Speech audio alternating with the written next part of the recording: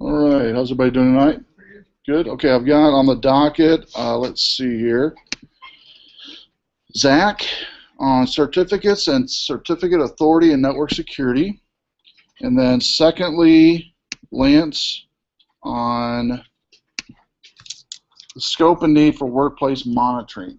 There's two presentations. A couple things I wanted to go over before getting started is fall schedule, summer and fall schedule. Push it again. For my classes, if you just remember cconkle.com, I have a list of all the courses I'll be teaching for the fall. 180 VB, 280 mobile development, 110 network essentials, 225 digital photography, and PHP programming. PHP programming and VB, CIS 180 and 234 are both online courses. And also summer session 2, I have a course. If you've had mobile development already, I have a summer session 2 course called 290, CIS 290, which is on marketing mobile apps using the Apple development platform, Facebook, Twitter, and developing web pages for apps. The other announcement is the U.S. Cyber Challenge. I did email everybody this. Still open to any student to participate. It's individual participation on your own. It's a series of fun but challenging online competitions allowing participants to demonstrate your knowledge and variety of information security realms. Each quest features an artifact for analysis along with a series of quiz questions. Some quests focus on potential vulnerable sample web servers as an artifact, challenge participants to identify its flaws using vulnerability analysis skills like Wireshark. They show you how to use that. Other quests are focused around forensics analysis, packet capturing analysis, and more. The quests have a varying level of difficulty and complexity, with some quests geared towards beginners, and it'll tell you in the quest, by the way, what it's geared towards, while others are more intermediate and ultimately advanced. Registration is already open. We've had posters around. I think I emailed you guys about this already a while back. Registration closes, though, April 29th, and the quiz closes April 30th. The little blurb they give here, which I think is really good, I'll read it, on securing, the reasons to secure anyway.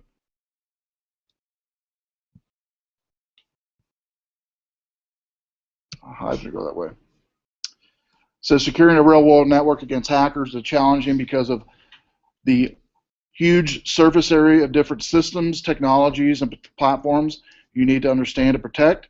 In this challenge, you'll pit your wits against a wide variety of different attacks, vulnerabilities, and forensics artifacts that span everything from wireless infrastructure to web servers. You'll face cyber criminals, methods of obfuscating command and control, attempts to share evidence and configuration failures that leave services open to attack. This challenge is a range of questions at different difficulty levels, making it accessible to both beginners and more experienced players. You do begin by downloading Wireshark, which you've used in here, and then also another zip file on a resource file that goes over how these assessments are set up and these demos are set up and quizzes are set up. So the registration opened April 2nd, closes April 29th. The quiz will be available from the 16th to the 30th of April. You have 3 attempts, each user, to take the quizzes. For each of the 3 attempts, you'll have 24 hours from the time you begin the quiz till you complete it. For each attempt, you must submit the answers within 24 hours. So you basically have a 24-hour scope to complete a quiz once you start it. Let's see what else. They rank everybody at the end. And it goes on down talking about technical issues, things of that nature. So I definitely recommend you to take part in it. It doesn't cost anything. and it's CyberQuest counterattack challenges, totally online. It's not group, it's individual, and it's online. So the link is actually inside of our course announcements, plus I've emailed everybody the direct link as well. Questions on that, or questions on summer or fall courses?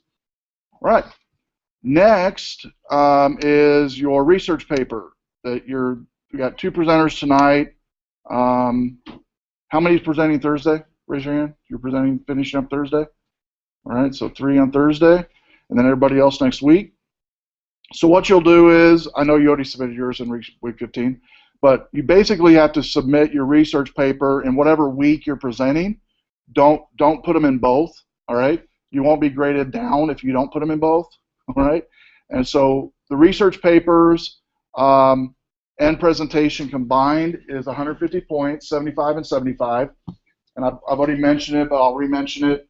As long as you have completed the 5 to 7 page requirement on the research paper and you presented your material, whatever format you feel comfortable presenting that material, whether it be in Keynote, PowerPoint, whiteboard, standing up here talking, remote, whatever it is you feel comfortable doing, do that.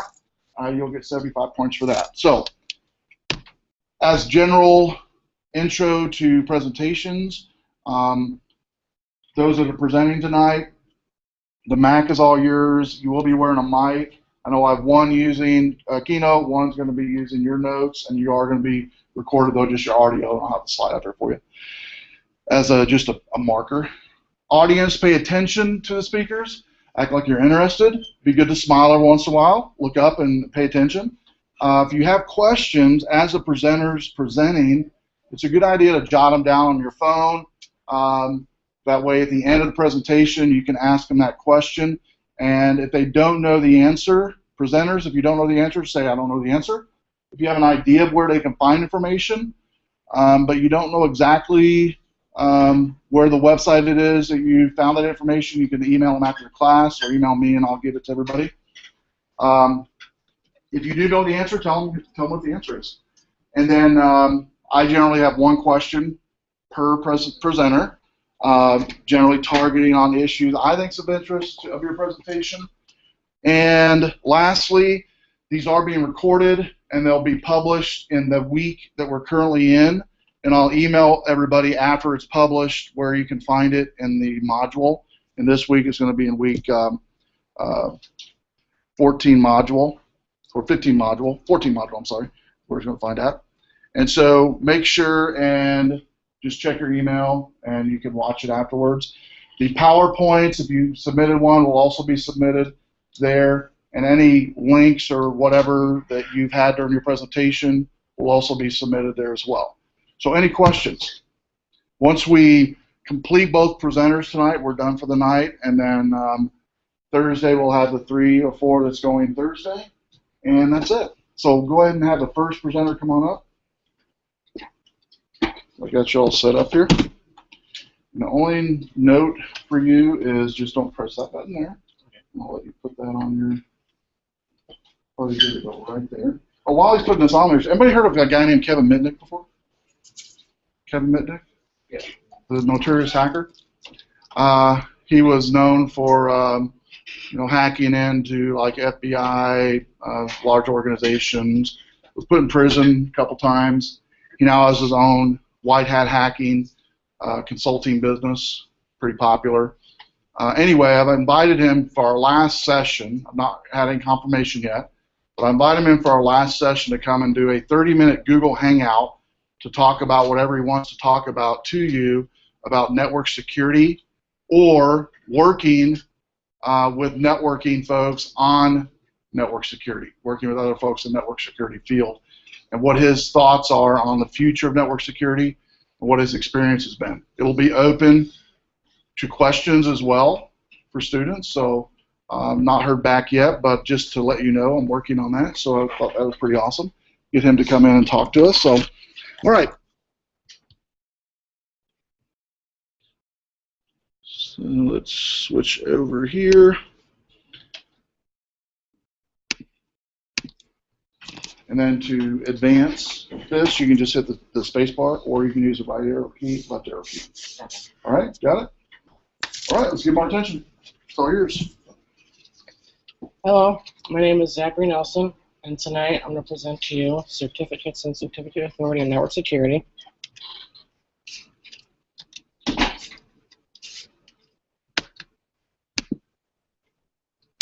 You just hit the right arrow key on the keyboard, on my key. Oh, what's that? Yeah.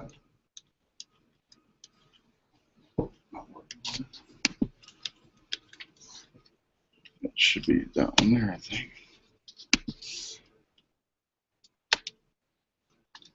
Or not. All we had to set up for that. Oh, I know why. I don't have it. Didn't have it manually. That's why. It helps to set it up right. There you go. Thank you.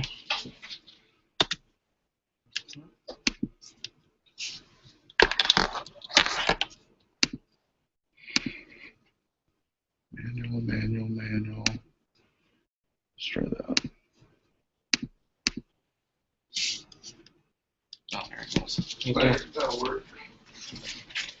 And so, for an overview, what we'll be going over is our certificates, as well as what is certificate authority, as well as its uses today. To begin, what is a digital certificate? A certificate basically works as a technology that is used to associate a user's identity to a public key that has been digitally signed by a trusted third party. This is a source from Mark Ciampa in our Security Plus Guide to Network Security Fundamentals 4th edition. It also works as a unique collection of information transformed into an enforceable form used for authentication of users. This is a source from Robert E. Newman from Computer Security Protecting Digital Resources. The digital certificate is formatted under the ETS.509 standard as devised by the International Telecommunication Union, also known as the ITU. And this is the idea that ETS.509 standard is basically just a directory of certificates, as well as specifying standard formats what those certificates are. I believe the current standard of the ETS.509 is version 3. And basically, a digital certificate works much similarly to a passport or a credential. It's a form of verification to identify who you are, and so that whoever you are sending information to can verify who you are. Now, digital certificates are all part of public key cryptography. And what public key cryptography is an asymmetric scheme that encrypts data using a pair of public and private keys. And this is as referenced from Sheldon Delansky and the Microsoft Windows 2000 Server Exam 70 through 215 book. And so the public key works as a key as known by law, and it is used by the web operator who is requesting a certificate and sending information. While the digital certificate works as that public key to be sent, while the private key is only known by the person it belongs to. Now, it's also a reference from Mark Ciampa and the public key, and the other information is from verisign.com. The private key, that is going to work as what is the unique key that's going to sign the certificate that the web operator sends to the web provider. So basically, the cycle of how this works is that a web operator is going to send a message, like a request for a certificate, with their public key attached to the web provider that they wish to sign a certificate. The web provider will get that certificate and sign it with their own unique private key, verifying who they are. And then before they send it back to the operator, they will check their certificate, the web address on that certificate with a public domain register to make sure that the address matches with who the web operator is. And so then, if that is all well, the web provider will then send that back to the operator, who will then decrypt that certificate using their own private key.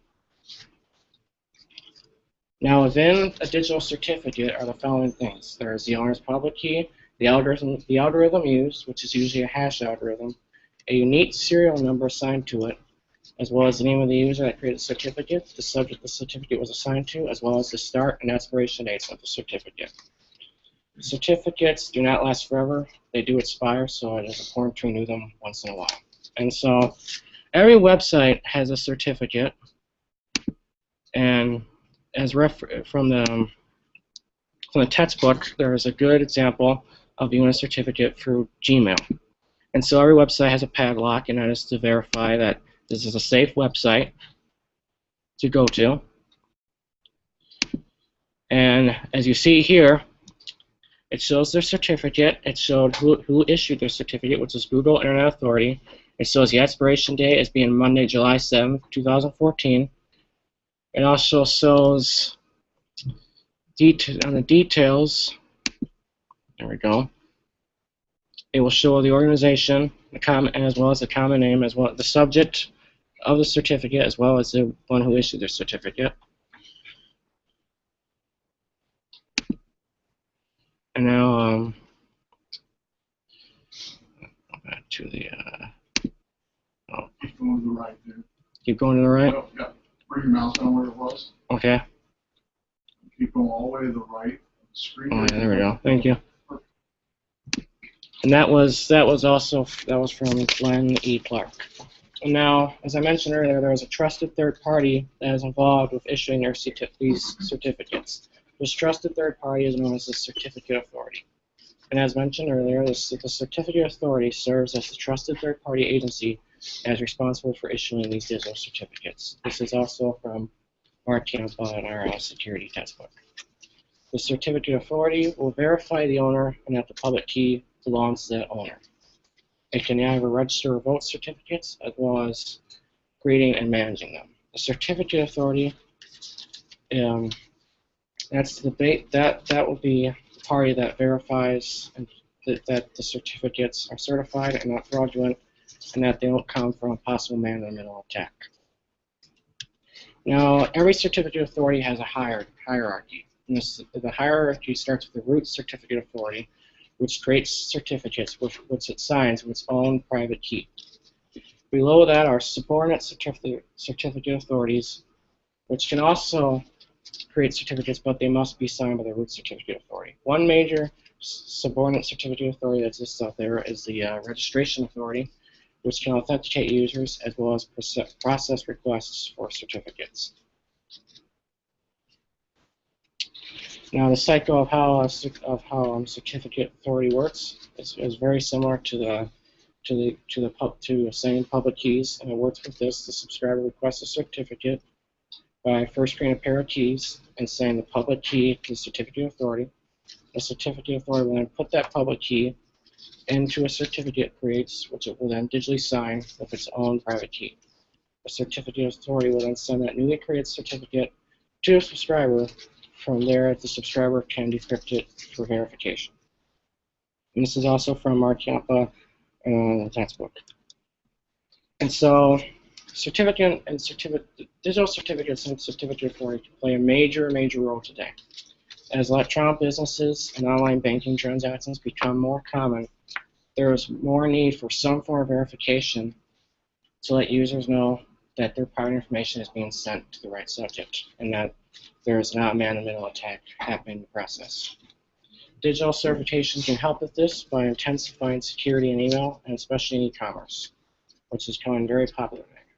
With e-commerce, there's a lot of private information involved, such as addresses, names, and also credit card numbers. And if that information was to be accessed, it would be identity theft. It wouldn't be good.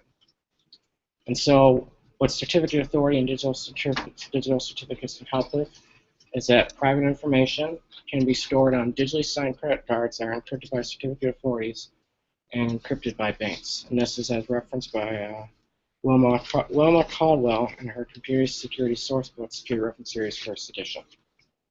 There are many advantages to this, including more efficient processing and reduced error rates and reduced administrative costs, as also referenced from Caldwell. There are many services that offer certificate authority and digital certificates. Many of these include Semantic VeriSign, Microsoft Certificate Services, as well as many others, one of them being GoDaddy.com, which you see many of their ads around the Super Bowl. And this is also a source from Sheldon Wonsky. And overall, I was when I first chose the subject of certificate and certificate authority, I thought that certificates was going to be about getting a certification for different computer science certifications, but I saw something different. I was really unfair to the subject, and I thought it was all very interesting because I didn't think about the processes that go for this for certification for businesses and banking, and I think that more and more this is becoming more important, especially with many of the new hacking software coming out, such as the Heartbleed and so forth. I think that this is becoming a lot more important. And I see many future uses for this, as well as mentioned in the sources I've read, digitally signed credit cards. I think that can lead to some more safety possibly, as well as more safer banking transactions. So I see a lot of more security coming from this. But overall, I hope I gave you guys sort of a good understanding of how digital certificates and certificate authority works. And I think you'll have many later. I think you'll have many more important uses in the future. Thank you. Is there any questions? Well, 2 questions actually. Okay.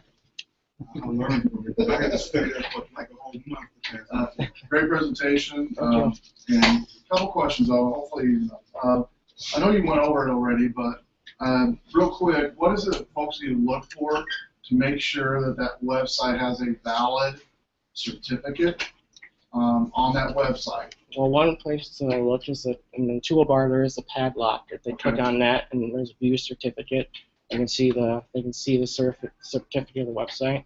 Okay. But also, as you mentioned before, if they the copyright date, just in case if it's like a man in the middle, they can always look at that too. And the second question was you mentioned a little bit about Heartbleed. How many attacks are out there right now, or are there a lot of attacks targeting certificates right now?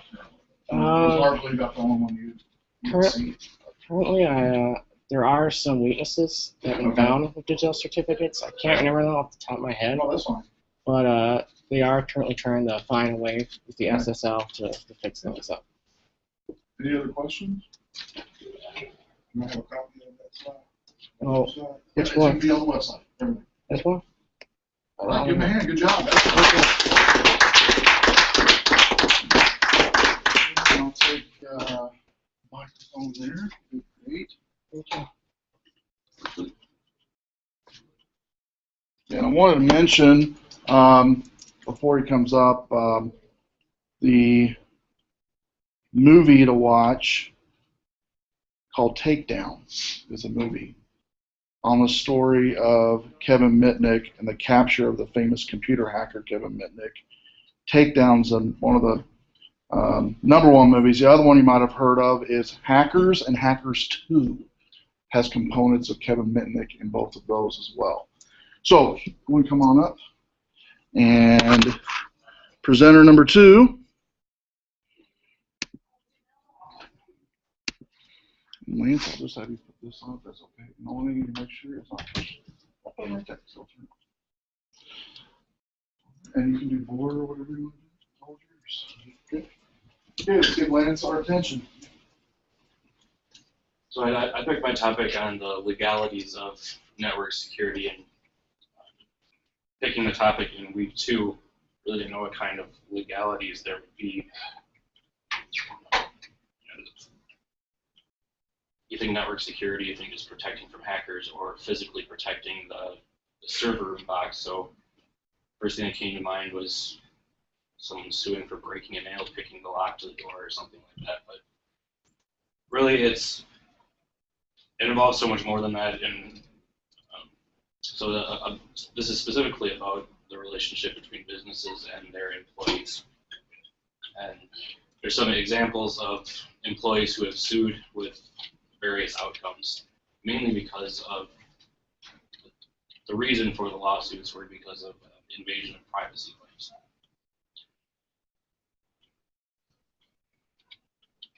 So most employers use various forms of monitoring whether it be software or usually software, but they seek to limit the use of email and internet because of the limited resources, for example, server or hard drive space, and the loss of employee productivity is pretty high on their interest list to maintain. But without a full understanding of the risks involved in security, they open themselves up to lawsuits, as mentioned before. There'll be a couple of examples here. But most employers recognize that there's a need to monitor the technology usage. According to a survey that's already dated, but from 2003, more than half of U.S. companies engage in some form of email monitoring. I'm sure it's a little conservative at this point. Often this is in addition to monitoring other work-related communications and activities such as the internet usage, actually videotaping the work site itself with cameras, or recording phone calls. But most employers are doing this nowadays. The survey also concluded that about 40% of employers use some sort of software to control the written email content. This software is kind of a booming industry at about $140 million a year. There's one company called SpectreSoft that takes screenshots randomly of computer screens. We discussed that a couple weeks ago. There's another software called Hornsweeper that's fairly self-explanatory, but it examines all files for anything that looks like it could be human flesh. And there's even programs that monitor keystrokes and can determine what the employee has typed in, regardless of whether or not it was saved to the hard drive, to figure out what they were working on. So most of the privacy lawsuits involved in the employers monitoring the employee's email and internet usage. And again, according to a 2002 survey, 98% of employers have email at work and use it regularly. That number is probably fairly consistent.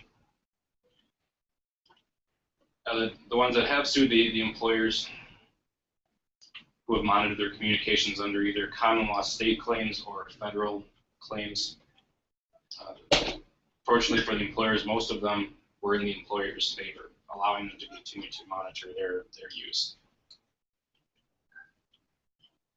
So when an employee sues the employer, they have to show that they had a reasonable expectation of privacy with the communication being used, and the standards can vary because the legalities and laws aren't always the same based on the states or even within the states.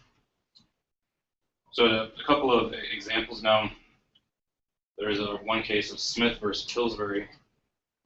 An employee was terminated for sending inappropriate and unprofessional messages over the company's email system. Now, the reason for the lawsuit is because the company had repeatedly assured its employees that email was confidential and would not be intercepted and would not be used for disciplinary actions. So obviously he thought he had a case. But the situation was that from his home computer, he had retrieved an email sent from his supervisor over the Pillsbury's email system. He allegedly responded with several comments concerning the sales management staff, including a threat to kill the backstabbing masters, and a reference to an upcoming holiday party as the Jim Jones Kool-Aid affair. Well, Pillsbury had intercepted the email, terminated the employee, who then sued the company for wrongful termination and invasion of privacy. But the court dismissed the case, finding that the employee did not have a reasonable expectation of privacy in the contents of his email messages, despite their previous assurances contrary, because the messages had been voluntarily communicated over the company's computer system to a second person. The court went on to find that even if there was some reasonable expectation of privacy, the expectation was outweighed by Pillsbury's legitimate interest in preventing inappropriate or unprofessional communications over its email system. In another example, Some have tried to argue that their expectation of privacy was reasonable because their email account was protected with a password. Fairly lame argument, which didn't work at all. When a group of employees sued Nissan, a random email was selected to be reviewed, and it was a personal email of a sexual nature. And as a result of the investigation, several people's emails were discovered as groups of emails. And although they weren't fired, they were put under disciplinary action. So they sued for privacy violation. Well, that just having a password for your email doesn't mean that nobody's going to review it. And another example, in Texas, the Court of Appeals dismissed a claim that his employer's review of his email stored in his personal folder in his computer constituted an invasion of privacy. The employee argued that he had a reasonable expectation because the email was kept in a personal computer folder protected by a password. The court found this unconvincing because the email was transmitted over the employer's network. According to a news account of one case, the court held that an employer's use of a supervisor's password to review an employee's email may have violated a Massachusetts state statute against interference with privacy. In that case, the company was Burke Technology. They allowed employees to use the company's email to send personal messages, but prohibited what they called excessive chatting or excessive communication. To use the system, each employee used a password to access it. However, the employer never informed the employees that their messages would or could be monitored. The president of the company reviewed emails of 2 employees who had referred to him by various nicknames and discussed his extramarital affair. The 2 employees were fired by the president, who claimed that the terminations were for their excessive email use and not because of the message's content. The court, though, denied the company's attempt to dismiss the suit and allowed the matter to be set for trial. The court focused on the fact that the employees were never informed that their email could be monitored.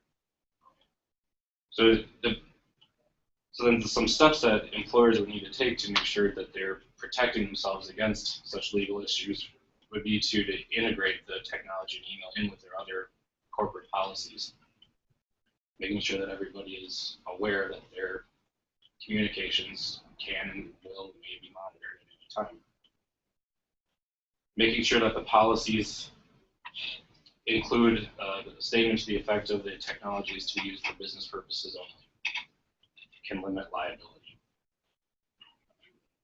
As mentioned, reserving the right to review and monitor, and also including a notice and consent language stating that by using the company's electronic communication systems, the employee is aware of and will be covered by the policy, and that by using the email system, the employee consents to the company's review and monitoring of email messages as outlined. So all steps that an employer should take to protect themselves from any potential legal liabilities. So, interesting things that I found, which was different from my limited initial understanding of legal issues. Any questions about that? One question, your presentation.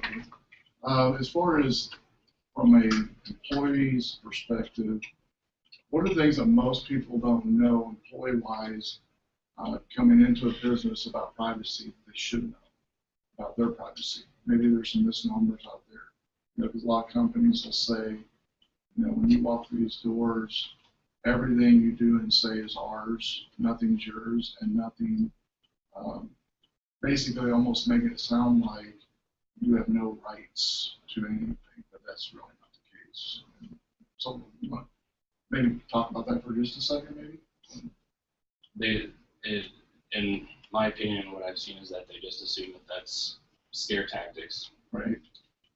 Just to encourage good behavior, Right. but that those policies aren't really in place and they won't really be monitored. They really do have privacy. Right. Okay. Right. Good. Any other questions? All right, it's good man. Excellent. A lot of folks are not to say that, and I guess in my experience with security and monitoring, the folks that should be monitored, and this is a general statement, but the folks that should be monitored aren't being monitored. And the folks that are being monitored maybe shouldn't be monitored as much as they are, if that makes sense.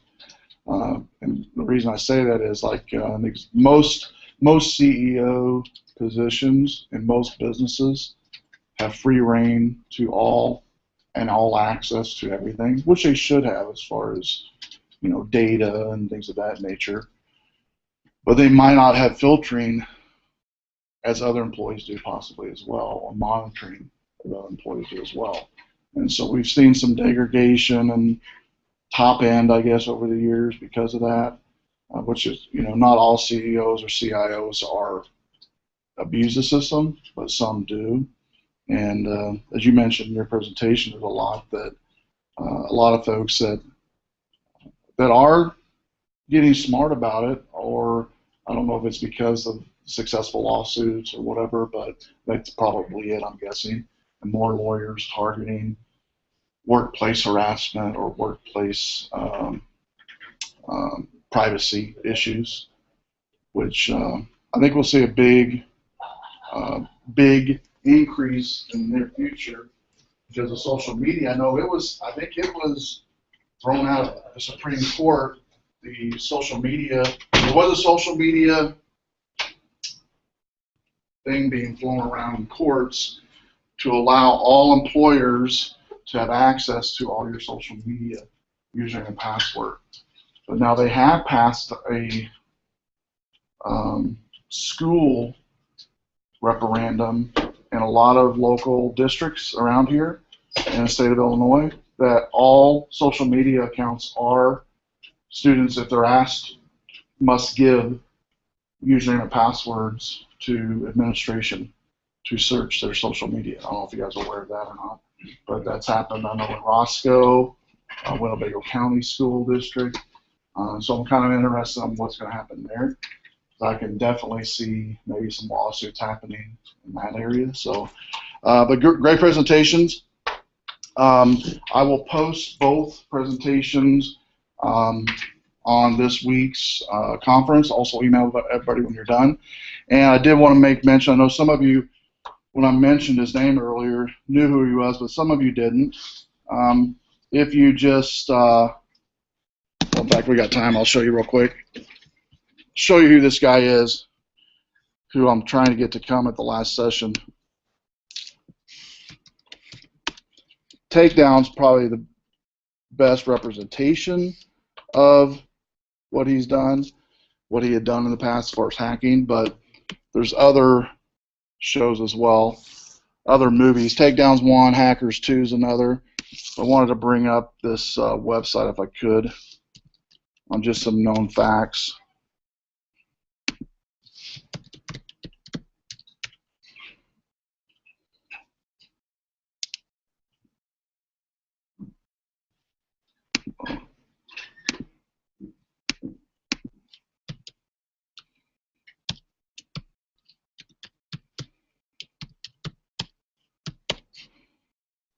Okay, there we go.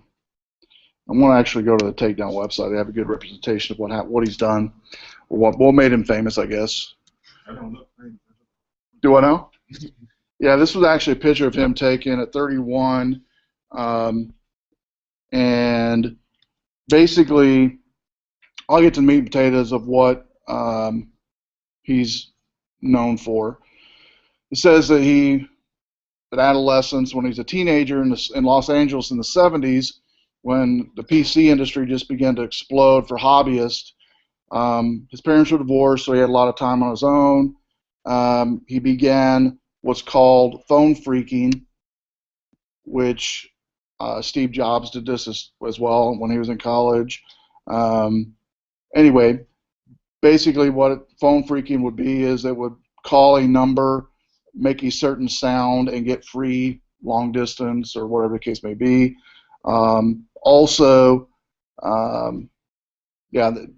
Here's a good term for it: mastery of local telephone companies, switched Switch offered more than just free calls. It opened a window into lives of other people to eavesdrop on the rich and powerful or even on their own enemies. Goes on, talks about Mitnick soon fell in with an informal phone freak gang that met regularly in a pizza parlor in Hollywood. Much of what they did fell into the category of pranks, like taking over directory systems, acting like they were a valid directory assistant, and people would call for some business and they give them a bogus number and bogus directions, really just as a prank. Oh yeah, you need to call this number, and it'd be like their superintendent at school or something. Like under a whole bunch of calls. It says here, take over directory system, answer, and the answering operator calls by saying, yes, that number is 8750 and a half. Do you know how to dial the half, ma'am? That's some of the things they would say. Or changing the class of service in someone's home phone or to payphone.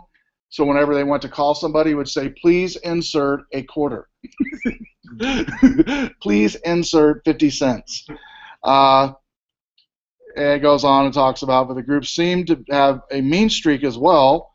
One of its members destroyed files of a San Francisco-based company, time-sharing company, a crime that went unsolved for more than a year until a break-in at Los Angeles telephone company Switch Center led police to the gang. The case was actually solved when a jilted girlfriend of one of the gangs went to the police. But here's what happened. A break-in occurred Memorial Day, '81, when Kevin and two friends decided to physically enter Pacific Bell's Cosmos phone center in downtown Los Angeles. This is what the movie shows as well. They get access to the building, make up cards and things like that. Cosmos, or Computer System and Mainframe Operation, was a database used by many of the nation's phone companies for controlling phone system basic record-keeping functions. The group talked their way past a security guard and ultimately found the room where Cosmos System was located. Once inside, they took a list of computer passwords, including combinations to door locks at 9 Pacific Bell offices and a series of operating manuals for the Cosmos System. To facilitate their social engineering, they planted their pseudonyms and phone numbers in Rolodexes on one of the desks in the room. With a flourish, one of the fake names they used was John Draper, who was an actual computer programmer, who also known as legendary phone freak, Captain Crunch. The phone numbers were actually misrouted numbers that would ring off at a coffee shop payphone in Van Nuys. The crime was far from perfect, however. A telephone company manager soon discovered the phony numbers and reported them to local police. Goes on and it says that the group was charged with destroying data over a computer network and stealing operation manuals from a telephone company. Kevin was 17 at the time, relatively lucky, was only sentenced to 3 months in a Los Angeles juvenile detention. He had a run-in with police. It says here, run-in with police might have persuaded most bright kids to explore many legal ways to computer ventures, but Mitnick appeared to be more obsessed because of that. Rather than developing his computer skills in productive ways, he learned shortcuts for computer break-ins and dirty tricks to continue to play out fantasy that led all the way through the 80s. And early on, after seeing a movie of Robert Redford, 3 Days in Candor, he adopted Candor as his fake name, basically. And in the film, Redford plays a role of a haunted CIA researcher, used his experience as an Army signal corpsman to manipulate phone system. Mitnick seemed to view himself as the same kind of daring man in a run from the law. It says after he was released, he obtained the license plate. This was actually on his vehicle, ex-hacker. His next arrest was in '83, University of Southern California, where he had gotten into minor trouble over a few years earlier. He caught using a university computer to legally gain access to ARPANET, which was the very first network, by the way. We've had that research in a 110 class, mentioned it here a little bit. Basically, he also discovered at that time, by being on the campus terminal, a Pentagon computer he connected into that was connected to ARPANET. He was sentenced 6 months in the California Youth Training School. Goes on and says after he was released, he obtained the license plate ex-hacker for his Nissan, but he was still very much in a computer break-in business. In '87, in an effort to pull his life together, he began living with a woman who was taking a computer class with him at a local vocational school. Could you imagine being his teacher in that class? After a while, his obsession drew him back, and this time his use of illegal telephone credit card numbers led police to his apartment that he was sharing with his girlfriend. He was convicted of stealing software from a Santa Cruz operation, a California software company. He's sentenced 36 months probation. That brush of police and the resultant wrist slap seemed to only increase his omnipotence. In '87 and '88, he fought a pitched electronic battle on Digital Equipment's Palo Alto Research Laboratory. Mitnick, I guess, had become obsessed with obtaining a copy of this operating system and was trying to do so by gaining entry into the corporate computer network known as EasyNet. Goes on and says because of that fiasco, he agreed to 1 year in prison and 6 months in counseling program for his computer addiction. He served that, came out. They did have, I believe, a tracker system on him after that release. This part here is funny. It says, one of the FBI says, the frustrated DeSacchio is one of the lead bosses, confessed to his boss who notified DEC and the FBI. Mitnick soon wound up in federal court in Los Angeles. The DEC claimed he stole software that was several $1 million in value, and it cost him $200,000 to keep him out of the system. Kevin pled guilty to 1 count of computer fraud and 1 count of possessing illegal long-distance access codes. It was the 5th time Mitnick had apprehended for a computer crime. This case attracted nationwide attention. That's actually what the movie gloms onto, is that one, the credit card or the phone card systems. And he did have a drug problem as well, which probably didn't help any. And in '92, someone called the California Department of Motor Vehicles in Sacramento and used a valid law enforcement requester code, attempted to have a driver's license photograph of a police informer faxed to a number in Studio City near Los Angeles. Smelling fraud, the DMV security checked the number and discovered it was assigned to a Kinko's copy shop and faxing the photographs. But somehow the spotters didn't see the quarry until he was out the door already with the fake ID. They started after him, but he outran them across the parking lot, disappeared in the corner, dropping documents as he fled. Later, agents did track the documents to Mitnick's fingerprints, and at the end of this one, after he got caught with that one, is whenever he did get released from jail. The FBI paid him, I don't know how many millions of dollars to work for them for a few years, and then he now has his own white hat hacking company, and Mitnick Security is the name of the website. He goes around the nation and talks. He's been on, Oprah, Letterman, Leno, all the big shows, talk shows. Also been on all the tech shows. One of the things he does is he'll have an audience like this, or more people, and tell them to come up, give them a little bit of information about themselves, and within minutes he can find out where they live, social security number, bank account information a lot of times, within minutes of just finding out their name and age, and shows folks how people do this, how hackers do this, and how they can thwart that from not happening themselves. He's written a couple books as well. He has an autobiography coming out called Ghost in the Wires. It's actually already out. It's a bestseller on New York Times. Colbert Report, you might have heard of this guy. Colbert Report has a good interview on his website. And then tons of press coverage. There is actually text or book here. The Art of Deception, I recommend that read for any person going into networking at all.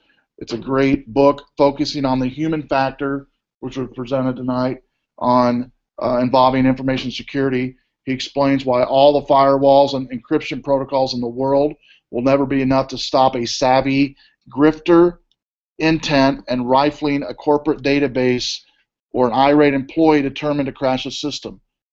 He talks how that's done and how he did it. Art of Intrusion goes over hair-raising stories of real-life computer break-ins he himself or others have done and how victims could have prevented them. So any book that I recommend to read this whole semester, besides your technology books, are these two books, Art of Deception and Art of Intrusion. And they both come in PDF format as well, and ebook as well. But you know, look at the speaking schedule he has coming up: Madrid, Spain; Stockholm, Sweden; Texas, Kansas; Amsterdam. And here's his business card: watching Barry pick a lock using Kevin's business card, where basically he picks a lock using his card. His card actually looks like one of the original cards he created years ago for the phone phreaking. And here's what it is. You'll notice it has a lock pick, 2 lock picks, actually 3 lock picks, and it goes through and gives the information of his company and all that good stuff. But that's his actual business card. Is a breakout locking pick kit card. So he's a great guy. He's really interesting. So hopefully he does a Google Hangout this semester. If not, I'll try to get it next semester. But it'd be cool if he. I'm having him do Google Hangout, which I thought would be the easiest way for him to do it. And he could kind of talk about future of network security, and then also the second one I gave him an option was network security as it pertains to how students can learn from other networking folks that you work with on how to best secure your network by listening to folks in your place of business that use your network every day and use your computers every day.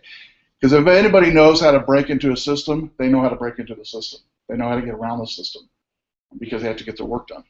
And so a lot of times networking people can listen to the folks that work on their computers and networks every day to figure out better ways to secure their network. Because folks, to get their work done, will, whether it be get an administrator password, whether it be figure out a back door to get their work done, they're going to get done. And so by just listening internally, a lot of times you can get things accomplished. So Kevin Mitnick, definitely recommend. Thursday, we got 3 presenters. Great presenters tonight. You guys did a good job, so kudos to both of you. So that's all I've got tonight. If you have any questions, come up and see me.